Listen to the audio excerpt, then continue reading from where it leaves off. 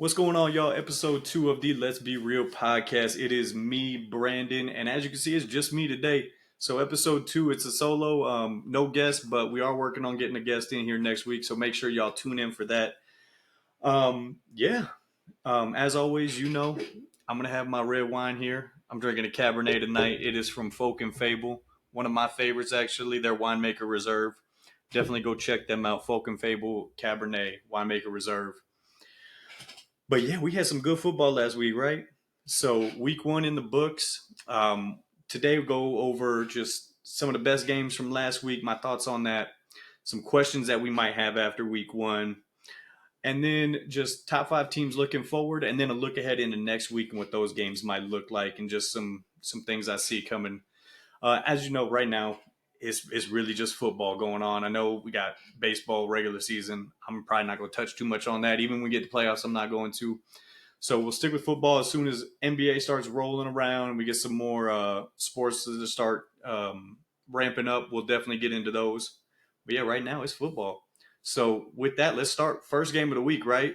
We got a good one. First game of the season. We got the Chiefs and the Ravens.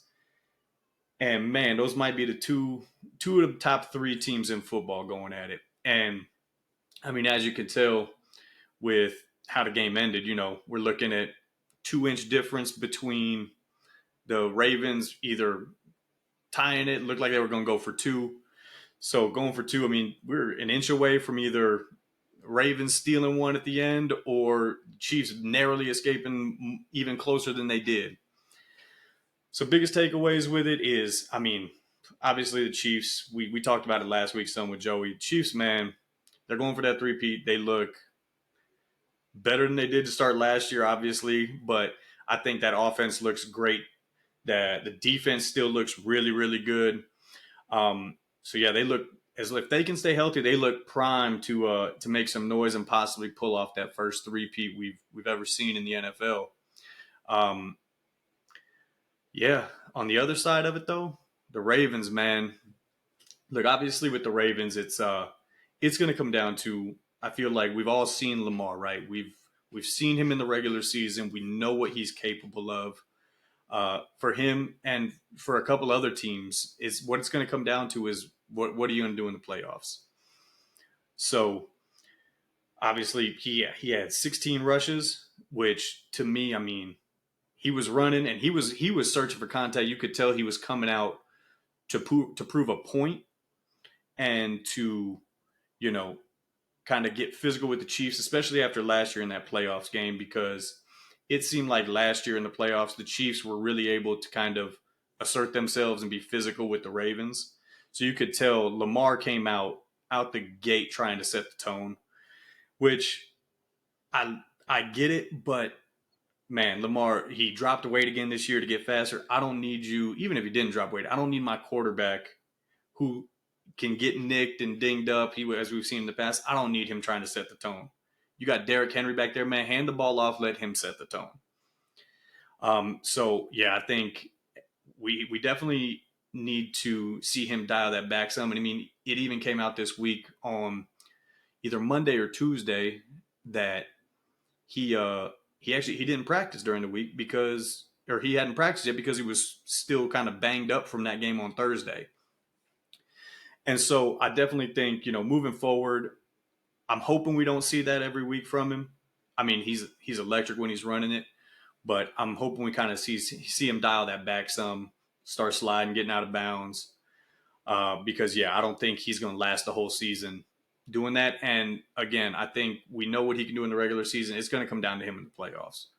As we've seen in the past, Lamar has an issue in the playoffs, and so anything he's going to be judged on, it's going to be at playoff time. Also thought it was really interesting how little we saw Derrick Henry, especially because Derrick Henry, he's a back that, you kind of got to let him get going. That's his thing is he's going to wear down the defense. And that's when you're going to get those big pop runs from him is, third, fourth quarter after defense don't want to hit him anymore. And so it was interesting to see how little they used him, how physical, and how many times Lamar decided to take off and run. But big shining spot for them has got to be Likely, right? I mean, so now you got Zay Flowers on the outside. You got Mark Andrews and Isaiah Likely, tight ends, both who can catch the ball, play make. So Ravens, again, it's going to come down to what they do in the playoffs. But man, this team they're dangerous. Their defense is still good, even though they flipped the defensive coordinators. It's going to be interesting, and I definitely I'm hoping we see this matchup again in the playoffs, but we'll see. Um, Friday night, obviously, we have my team going up Eagles against the Packers. And first of all, hopefully Jordan Love is all good. Looks like he's going to be okay. I know the Packers are talking about possibly playing him this next week. I doubt that'll happen. But for the game itself, man, as an Eagles fan, to me, it just seems a lot like last year. It seems a lot like last year. One, I'm not sold on the Packers. I still got to see if the Jordan Love and the Packers that ended the year are the actual Jordan Love and the Packers, or if they're going to be more kind of that first half of the season where, we were looking at him like Packers might need to draft a quarterback. So I'm leaning more towards the latter. I think that that stretch last year is not quite the Packers we're going to see this year. I know they're a hot pick to go to the Super Bowl, go deep in the playoffs. I'm not bought. I'm not bought in. I'm not sold on them. So for the Eagles to be in that game where it just, again, it felt a lot like last year, an ugly game that we end up pulling out because to me we just had so much more talent than the Packers. I think that is a cause for concern. Defense didn't look good, obviously. Green Bay was putting up points and had a chance to win it at the end. Um, so still need to shore up the defense. Again, it's going to sound like a broken record of last year, but need to shore up the defense. Jalen, man, I love Jalen. Loved him in college. Loved the Eagles when they drafted him. But it looks like him and Sirianni still not on the same page. Him and Kellen Moore, I don't know, what we need to do with that, but he needs to get back to the old Jalen where, he protected the ball. We can't have last year's Jalen where we're getting, you know, 3 turnover nights. It can't happen. So we need to shore that up. But as an Eagles fan, my bright spot, man, Saquon Barkley. Man, and you know what? I've never been so happy to be wrong about a signing, about a player. If he keeps this up, my goodness. Again, it's just the Eagles, the talent that we have on the team is crazy. And with Saquon running like that, even with last year where, winning ugly games, it just gives us another weapon. And again, if this is how we're going to win, I don't think it's sustainable. I think it's going to be a lot like last year where, we get away with a lot of them because we're just so much more talented. But then end of the year, playoff time comes around, and it's tough for me to see consistent winning against great teams if you have trouble with teams that, like I said, I think the Packers are a mediocre team. So winning ugly is great. I love Saquon. Like I said, that's a huge bright spot. Love to see that. I think he's going to thrive in this offense after just week one. Like I said, I don't think I've ever been so wrong about a signing, but we'll see how they look kind of moving forward. On the opposite side of that, man, the Packers. I mean, thankfully, one, you just got to be thankful to Jordan Love. He leaves the game, looks like it might be something serious. Uh, you know, comes out that sprain in his knee, 3 to 6 weeks. Like I said, they're talking about he might be this week. I doubt that. But thankful that for if you're a Packers fan that you avoided anything catastrophic. Um, Packers fan is, man, the Eagles gave y'all 3 turnovers and they still put some numbers up on you. So defense obviously leaves much to be desired. The offense, I don't think ever really looked in a great flow.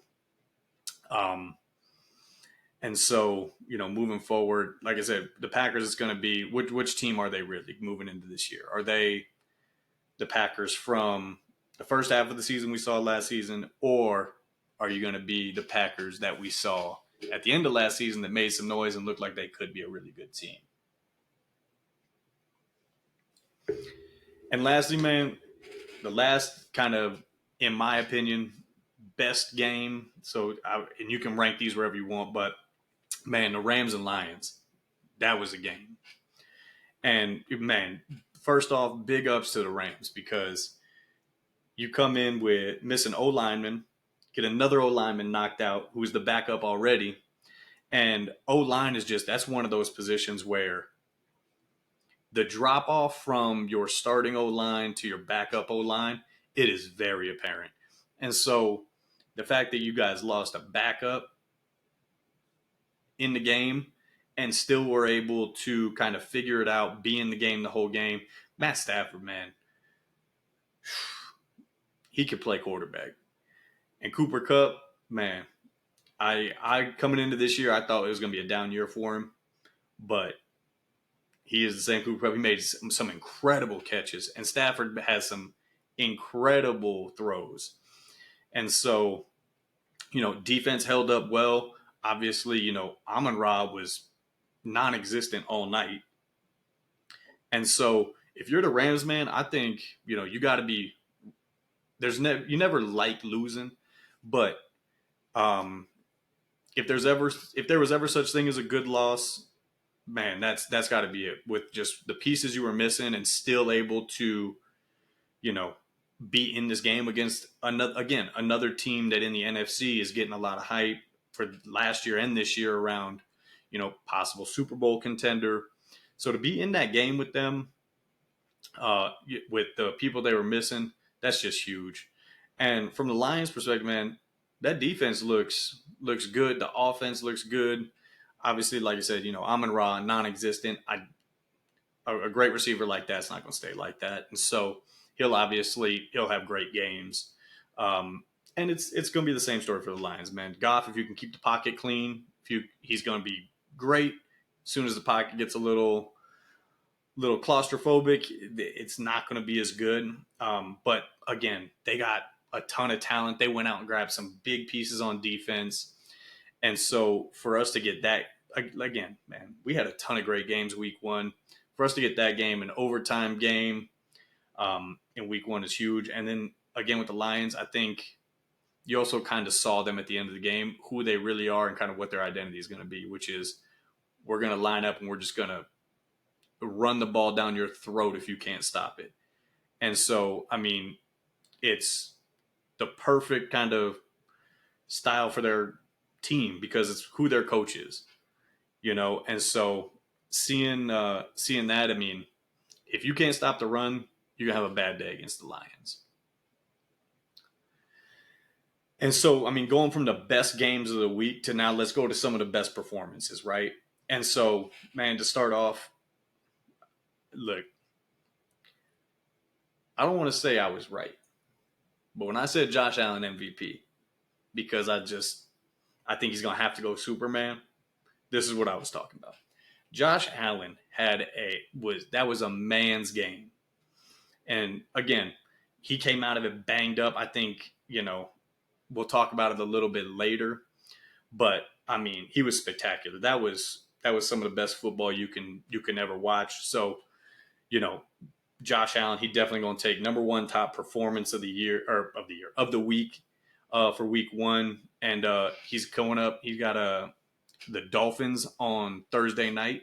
So by the time this airs, that game will have already been played. But interesting to see the Dolphins, they kind of squeaked one out. And so the Bills themselves, I don't think they're a great team. But if you get Josh Allen playing like this week in and week out, if he can, if his body can take it, then man, he's he's gonna be in that MVP conversation. Number two, man, Baker Mayfield was slinging the rock last week, and man, again, happy for Baker, man. I think he got done dirty by the Browns. and then kind of, bouncing around. But, got his contract with the Bucks, found a home, and went out there and balled out, man. So shout out to Baker. Had a monster game. He's so I'm doing two spots, both quarterbacks, Josh Allen, Baker Mayfield, monster games last week. Those are probably my top two performances from an individual. The third performance, and man, I kind of wish Joey was on for this one because, man, Joey, your Patriots defense, man. Now I know the Bengals. I don't. It can be two things. Is it the Bengals are just that bad? I know you don't got T. Higgins. Jamar obviously wasn't in training camp. Joe Burrow, dealing with an injury. Maybe we think he says he's fine.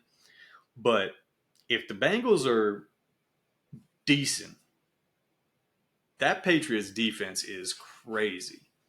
Because, yeah, man, the Bengals couldn't do nothing with them. And again, I know, kind of looking at the Bengals, they get off to slow starts every week or every season.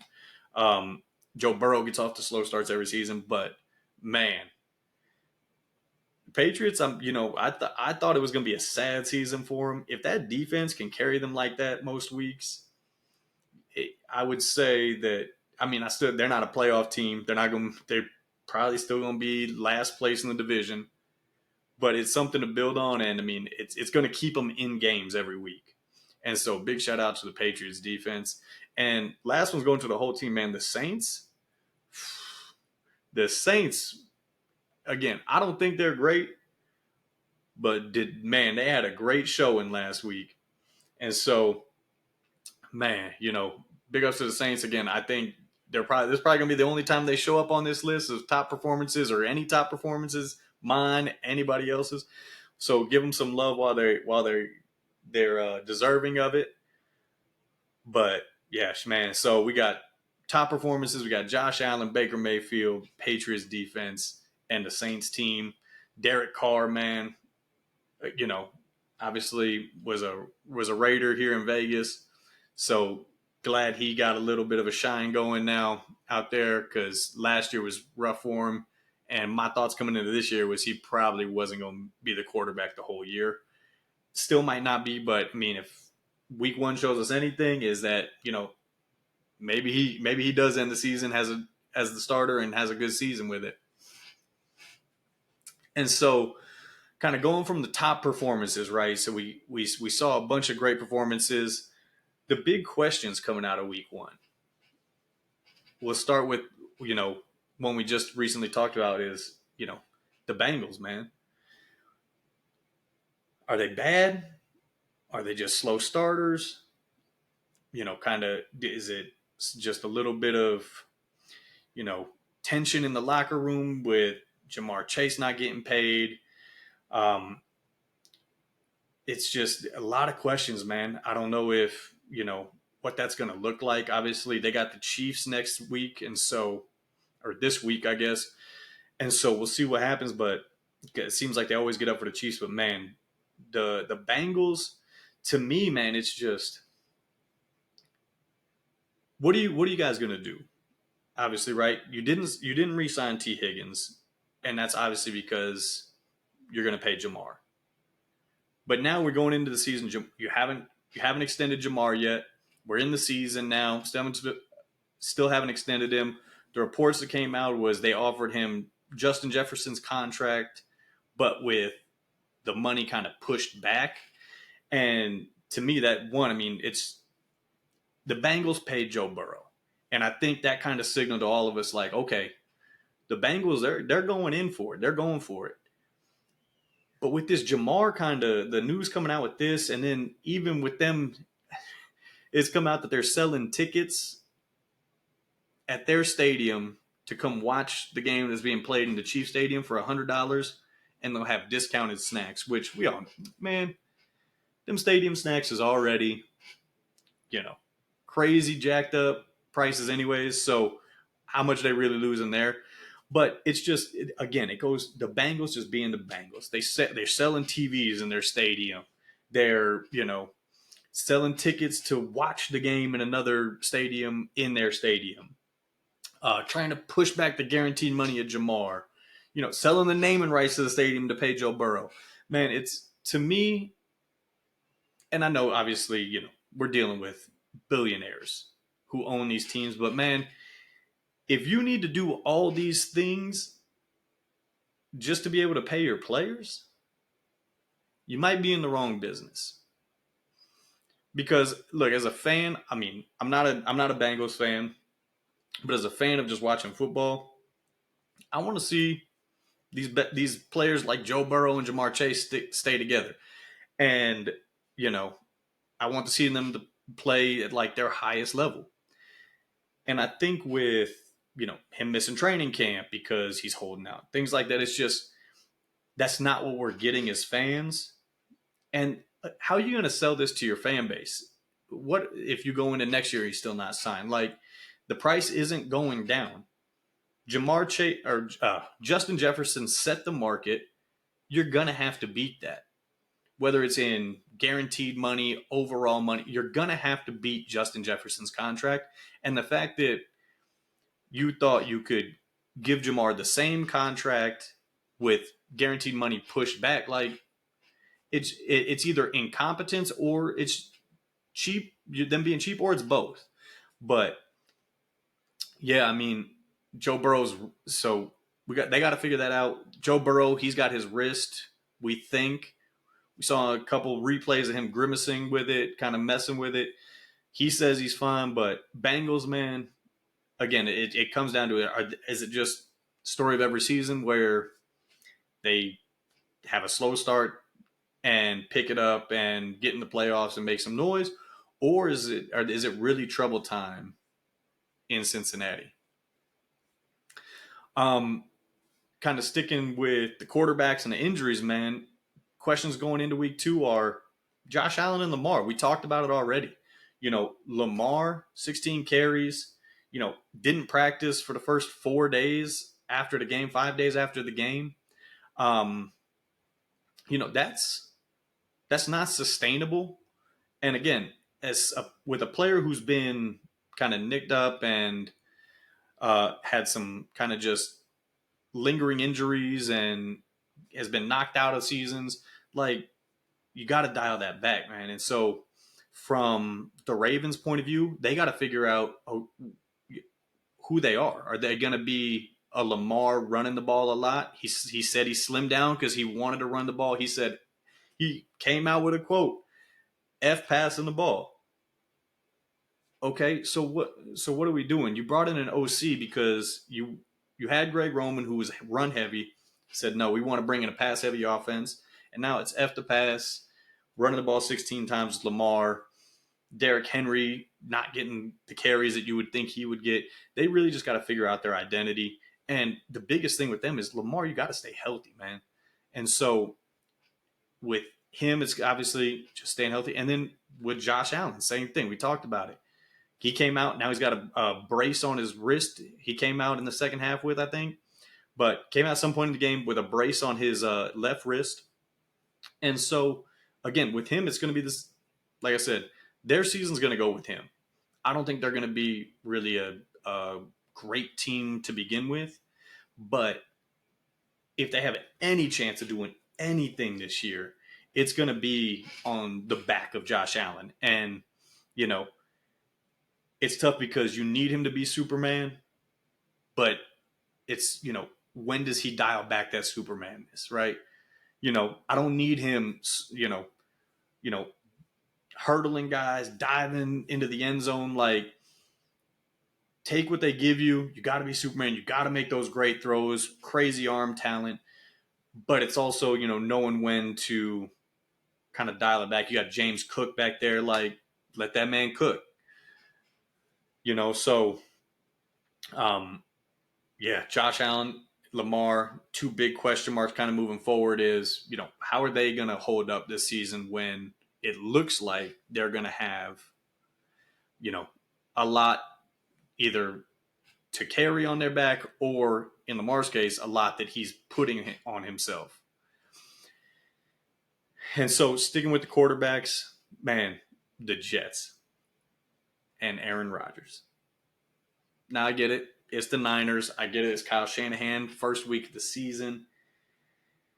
But man, that was sad. That was sad. Um, and with the Jets, man, it's first thing is again Rodgers. Is which Rodgers are you getting this year? Are you getting, you know, Aaron Rodgers from 2 seasons ago in his last year in Green Bay that looked all of his age like he did last night? You know, not really able to escape much anymore. Do those things that made him MVP Aaron Rodgers. So, you know, it's finding one, you got to know what Aaron Rodgers is going to look like moving forward. Because if it's what we saw last week, then you're going to see a lot of people fired during the year, after the year. Yeah, it's going to be tough. And then the Jets defense, man. The Jets, that's kind of what they've been known for, right? Is, we got this great defense. We got this great defense. Robert Saleh, defensive coach, who came out and said, we can stop the run whenever we want. Well, that's funny because Jordan Mason, who is no Christian McCaffrey, you know, let me not say it, he might be. But from everything we know, he is no Christian McCaffrey. That's their backup running back. Ran all over y'all. Career day. And when he wasn't running on you guys, Brock Purdy was dicing y'all up. And I'm no Brock Purdy fan. I think I'm kind of in that he's kind of an average quarterback. I think most quarterbacks in that system, as long as they're at least average, are going to put up great numbers. No, Brock Purdy diced y'all up. And one, because you couldn't get a pass rush. It's almost like, you need to solve that problem with somebody that's on your team, but you guys, like we talked about last week, doing jet things. Sign Hassan Reddick. Sign him. Give him a contract. Because I tell you what, if I'm Hassan Reddick's agent, price just went up. After watching that, y'all, no pass rush. Price went up. And so, it goes back to kind of the Bengals thing, is that the price is not going to get any cheaper. And so y'all might as well, if you guys are going for it, go for it. Which you have a 40-year-old Aaron Rodgers, you're going for it. So if, moving forward, it's going to be interesting to kind of see how that plays out. I think Robert Saleh, Nat Hackett are probably the two hottest seats, especially after week one. If, they drop a couple more and you're the Jets, do you just pull the plug early? Week 5, week 6, Saleh out of there. I don't know who you're bringing in, but you got to do something, because that was a terrible performance by the Jets, by Rodgers, by the Jets defense. And, shout out to the Niners. Like I said, running back had a career day. Great for him on opening night.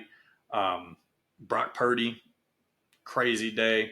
Brandon Ayuk looked a little rusty, I think, kind of to be expected. But that Niners team they're looking every bit as good as they did last year.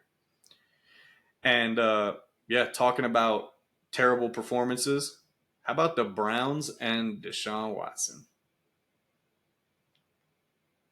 Hold on. The Browns and Deshaun Watson, right?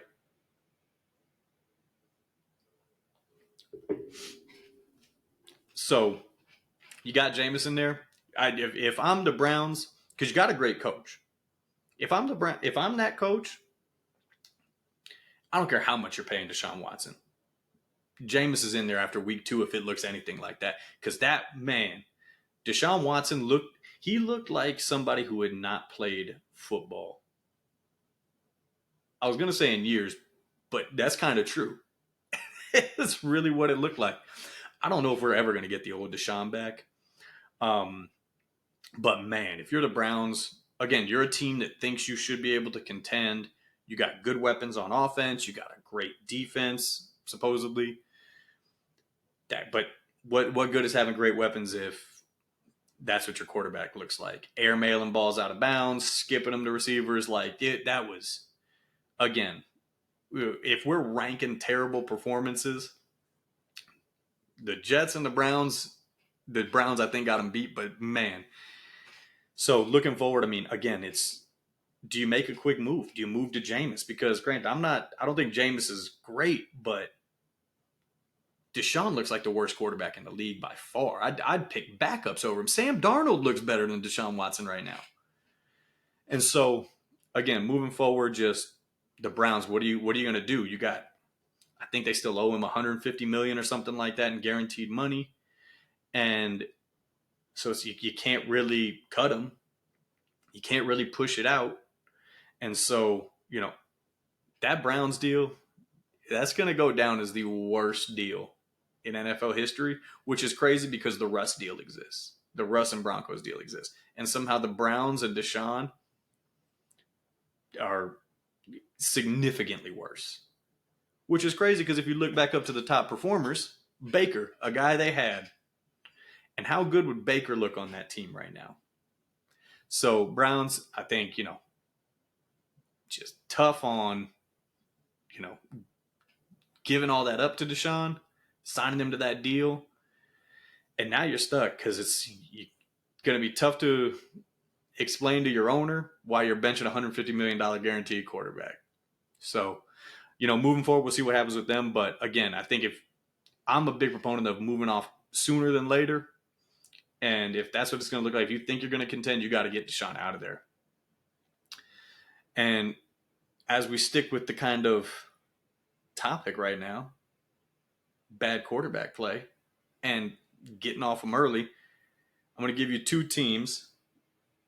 One who I think should move off early, and one who they need to move off late because better late than never. First one is the Giants and Daniel Jones, right? My man is being booed by his home crowd, trolled as he's walking into the stadium by his home team. And, it's one of the things I love to say about the Giants and Daniel Jones is, I guess that's what happens when you pay a tight end that much money to play quarterback, because that's what it looks like. Daniel Jones does not look like a quarterback. They decided to give him that money. And again, it's time to move on. Get him out. I can't remember who the backup is off the top of my head, but I know he's not great, but anything right now is better than Daniel Jones. And it's time to turn the page. It's time to turn the page. Or, you know what? Roll the rest of the season with him. And, hopefully he stays healthy. And hopefully they're bad. And they can grab one of these quarterbacks high. They already tried to move up in this draft to grab a quarterback. Weren't able to do it. Now go ahead and you got Malik Neighbors there. Go get a quarterback this draft. Be bad. And the second team, who, if I'm them, I'm moving off early. Carolina Panthers. Bryce Young, man. I know number 1 overall pick, but you're going to have a decision to make with him soon, and he just doesn't look like it. It just, great college quarterback, but he's going to fall into that Alabama quarterbacks in the NFL. Again, it's in everything. Even outside of sports, if you can see something is clearly not going to make it, it's not, and you can tell with Bryce Young, he's just not an NFL quarterback, maybe a backup, but you can tell he's not a franchise quarterback. And anytime you can see something like that in any kind of industry, anything, it is better to pivot early than pivot late. Because if you pivot late, like we see with the Giants, you're going to be stuck paying a quarterback who can't be a franchise quarterback a lot of money when you could have started the rebuild earlier. Flip him, draft another quarterback this year and keep him, whatever you can do. But it's time to move on with him as well. And again, it's better to move on early than late. And so I think with Carolina, hopefully you see something that he shows you something here in the rest of this season. But if week 1 and all of last season is kind of any kind of indication of what it's going to look like moving forward, he's not an NFL quarterback, not a starting NFL quarterback on a good team at least. And so I think it's going to be time to move on. And then somebody it's not time to move on from, who we talked about last week, Dak Prescott. Got his deal, $60 million a year. I think it's 80% of it is guaranteed, $240 million over 4 years. As an Eagles fan, I love it. I love it because now I know I don't have to worry about the Cowboys for the next 4 years. Because let's be honest, Dak in the playoffs, outside of his rookie year, he's in that Lamar category. I don't care, and they had a monster win week 1. Looked great. Defense looked great. Offense looked great. Got to see it in the playoffs. Because right now, it looks just like last year. And all I can picture as I'm seeing them run the score up is just Dak's eyes in that playoff game. And just looking like scared, shell-shocked, didn't want to be there. And so, for them, the Cowboys, it's going to be a lot like the Ravens. I know you guys can do it in the regular season. I know you can beat up on good teams, bad teams, but I know when playoff time comes around against great teams, I can almost count you out. And so, congratulations, Dak, highest paid NFL player ever. Good for him. He was going to get it from somebody. I didn't think that it was going to get done an hour before game time. That's also the most Cowboys thing ever. But now you got the bag, Dak. So you got to perform. You're locked up. CD's locked up. We'll see what they do with Micah. But there's no excuses. If you can't get talent around you guys, look at your contract. And so it's going to be interesting to see kind of what happens this year, because I think we're going down the same road we did last year, where they look great all regular season, and then playoff time rolls around and quick and easy out. Almost a bye week. But, sticking with quarterbacks, let's talk about the rookies, man. And as somebody who has Caleb Williams on my fantasy team, because I thought he was going to light this league up,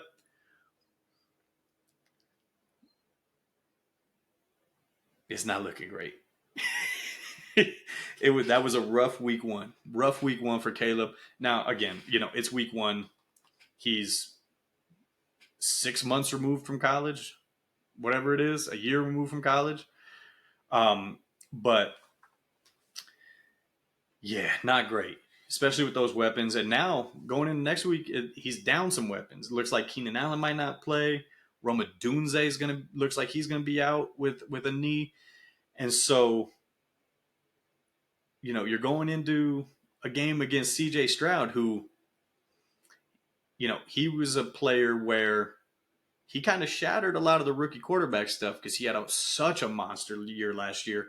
And if you're kind of like me included, everybody, I think, most people, I would say, when you look at Caleb and just his ability and just his talent, and then the talent around him on offense, I expected a CJ Stroud-esque kind of rookie season from him. And still totally possible, right? It may have just been bad week 1, but accuracy wasn't there, which is something he struggled with. We know he can make spectacular plays, but we also saw that, some of those times trying to get out and scramble out wasn't quite able to get away from those defenders. And so I think with the talent that he has, it's he's going to be good. But I expected with those weapons that he was going to be really good out the gate. And you got to win, awesome. Goes in the record book as a win. But now you're going up against the quarterback that you're going to be judged against on this year because of CJ Stroud's rookie year. And I think this is a game he has to come out. He has to come out with, less weapons than he had week 1 and than he's expected to have. and he needs the ball. I'm hoping I see a big game from him because, like I said, I think he's gonna be really really good. I think he's gonna be a top 5 QB in this league at some point. Not in his rookie year, but at some point. And I had the Bears, as a sleeper team going into the playoffs and maybe not winning around, knocking some teams out. But if Caleb's playing like that, it's going to be rough. And so, yeah, we'll see what happens with that. But I'm hoping big game from him in Houston this week. But it's not going to be easy. And then we got Jaden Daniels. Again, not a great showing. Better than Caleb's. Better than Caleb's. But has some turnovers. The running, again, he's going to be – I'm going to kind of echo what I did with Lamar. The amount of carries he had, it's just I don't want to see that, especially from somebody with his frame, a little bit slighter. But, he kind of went into that default kind of running QB, young running QB where if that first read wasn't there, took off, right? And so I'd love to see him kind of, as the year goes on, get through some progressions, but it's going to be hard to kind of break that, especially early, break him out of that, like, first read's not there, I'm taking off, and really,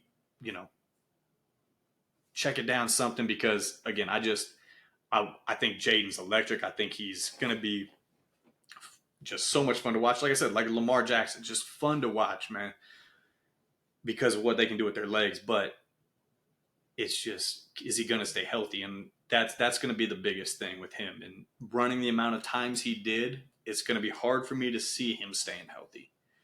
But yeah, I think between those two, like I said, not the performances I would have hoped for, but I think they're both going to have great rookie seasons still. It's just, week one, rookie quarterbacks, all offseason to prepare for them. And so we'll see what happens. And so moving from kind of the individuals, let's get into the teams, right? And so kind of looking at who the top 5 teams are according to, me. For whatever authority I hold on that, probably not too much, but we're going to go through them, man. And so starting off, number 1 going into week 2, the Chiefs, man.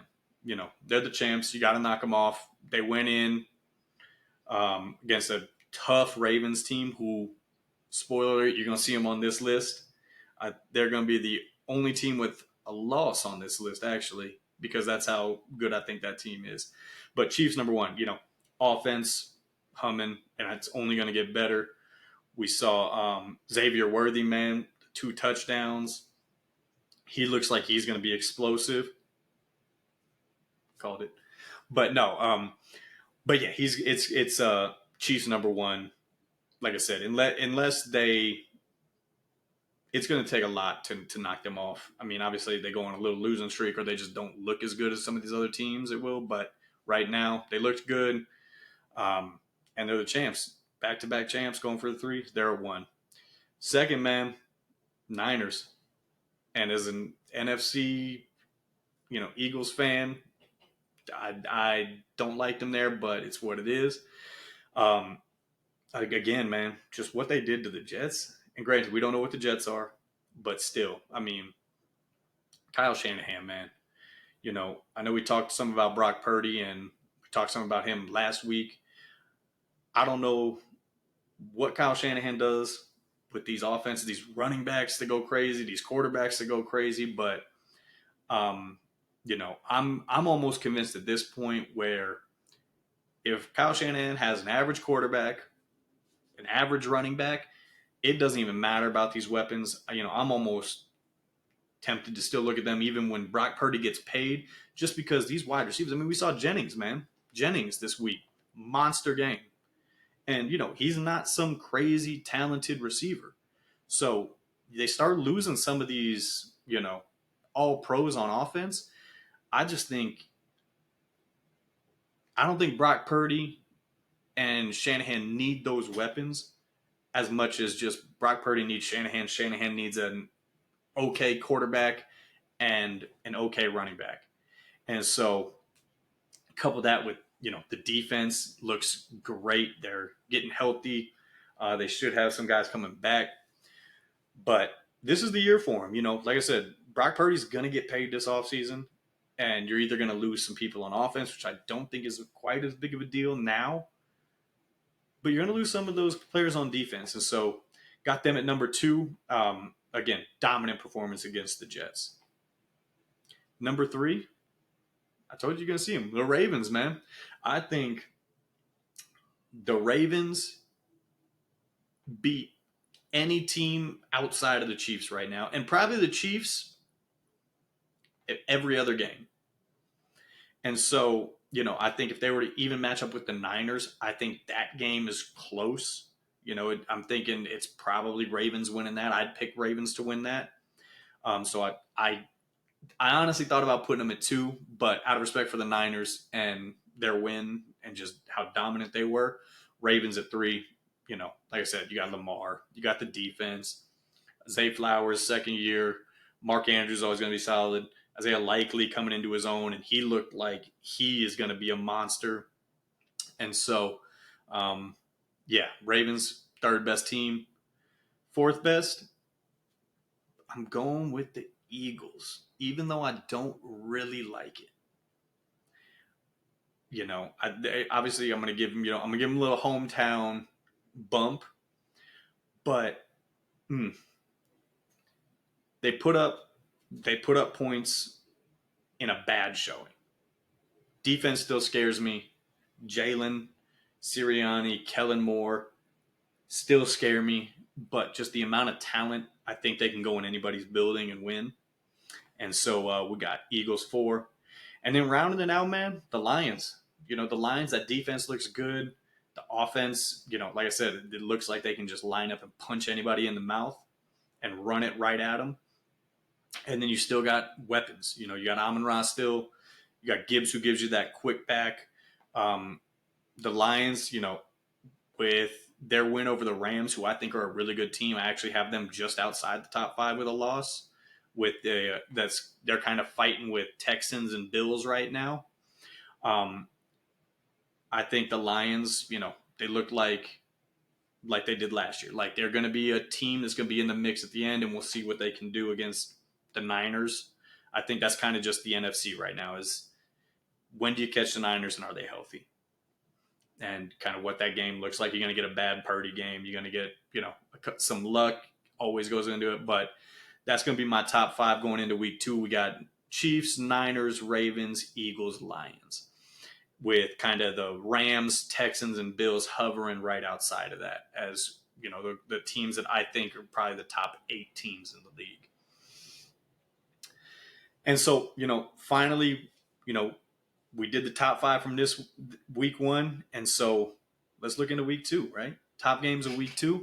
Obviously, Thursday night. Again, by the time this airs, Thursday night's going to be done. But we got Bills, Dolphins. We'll see what happens, man. I'm picking the Bills. I think, I'm not a big Tua believer. I think the weapons are crazy, but the Dolphins kind of got that. I don't even want to say Cowboys because Cowboys, I think they're better, but they're kind of in that same class, right? Where the Dolphins look great. They look like a monster team when they're playing bad teams. But as soon as they play the Bills, one, because they lose to the Bills every year. But when they play the Bills, when they play any good team, they tend to kind of revert back to looking like an okay NFL team. And so I think, we'll see what happens with Josh Allen's wrist. Again, I'm hoping we don't see him, taking off too much and carrying the ball too much, going Superman too much. I'd love to see them get James Cook more involved. And so we'll see what happens with that. But, I'm going Bills over Dolphins. I think in a close-ish kind of game, I think Tyreek probably breaks one open. But, again, it's the Dolphins. If there's a slight breeze and it's under 70 or they're playing good teams, or they're playing the Bills, I'm not quite a believer. Next, we got Bucks Lions. Look, two teams where the Lions against the Rams look great. The Bucks look great. Baker looked great. I can't wait to see him against that Lions defense. I can't wait to see the Lions against that Bucks defense. I think that's going to be, a kind of tone setter for the Bucks. I think the Lions, if they lose, it's. I think we kind of know who the Lions are, right? But with the Bucks, we're still kind of. Are they going to be that kind of hovering 500 team that wins the NFC South because the NFC South is terrible? Or is that Baker we saw in week one? Is he going to kind of have, obviously I don't think we're going to see those numbers from him every game all year, right? But are we going to see a Baker that, more kind of involved with the offense now that he's been in it, going to kind of have a bounce back year, which I guess his bounce back would have been last year, but a kind of a better year than we saw last year. And so I think this game is going to kind of be that barometer of who the Bucks really are moving forward. Because if the Lions come in and trounce them, it's like, okay, yeah, the Bucks had a great week one. They're probably going to be that hovering 500 good team that they'll be in the playoffs probably, but we'll see what happens. Or if they go in and play the Lions tough, are we looking at a team where it's like, okay, they might be legitimate this year? And so from there, obviously, Chiefs Bengals, right? Going back to it, is it just early season Bengals? Are we going to see them come out flat? Or they always like to get up for the Chiefs. Burrow is one of the only quarterbacks who's really ever had success against Mahomes. It seems like they always like to get up for him. That's going to be an interesting game because the Bengals always kind of give the Chiefs a reason. And so, yeah, I think that one, if the Patriots Bengals game shows us anything, and if that's who we think the Bengals are, I think the Chiefs roll them. And that's what I think is going to happen. I think the Chiefs are going to roll them because I think the Bengals, I don't trust Joe Burrow's wrist, even though he says it's fine. T. Higgins, not sure if he's going to play, but if he's out, then you roll coverage over to Jamar. And yeah, I just don't think that the Bengals are really going to have anything to offer the Chiefs. I hope it's a great game. Like I said, I hope it's vintage Bengals Chiefs where the Bengals might be bad, but they're going to kind of get up to play them. I just don't think that's what we're going to see. And then lastly, alluded to it earlier, man, Bears-Texans. Caleb going against CJ. I mean, I'm hoping it's a fireworks show. Obviously, I think with CJ, he was kind of on that fringe of top performers for week one. He was balling as well. I think we've kind of come to expect that from him. But again, kind of Caleb, what's he going to look like against, the Texans, DeMeco Ryan? What's he going to look like? And so I think this is going to be, again, a big barometer. I think that's kind of like, for these specific games, that's kind of going to be the what week two is built around is kind of, okay, is what we saw in week one going to kind of be who they are? Or are we going to flip the switch and, okay, no, that's not who they are. Going back to like Baker, Caleb, I'd love to see kind of where they stand. Like I said, I think Caleb is going to bounce back. I can't see him having another sub 100-yard passing game. Just that doesn't make sense to me. But are we going to see something closer to like 150 yards, or are we going to see something closer to 250 yards? I'd love to lean that we're going to see something closer to 250 yards, but losing those weapons, it's going to be tough. And like I said, we know what we're going to get with CJ, and so is that kind of going to bring out that level of Caleb where he's going to have to keep up with CJ, because I think CJ is going to put points up. And so it's definitely going to be an exciting week too. Those are the I think 4 games that are on top of my radar. I will be watching them. They will be on some TV device, some form that I will be watching. And yeah, I think it's gonna be a great week too. Um, and with that, man, that wraps up the episode. Look, y'all, appreciate you watching. If you're still here, make sure like, subscribe. We're on YouTube. We are on Apple Podcasts. We are on Spotify. Like I said, we're gonna get more guests coming in, lining one up for us for next week. Um, I think y'all will enjoy it. We'll go over week 2 of the NFL again. Look ahead to week 3. And depending on if I can get this guest, we're going to throw some other sports in there. We're going to throw some other outside of sports stuff in. I'll kind of give you a teaser with that. We'll see what happens. But again, appreciate y'all, and we'll see you next week.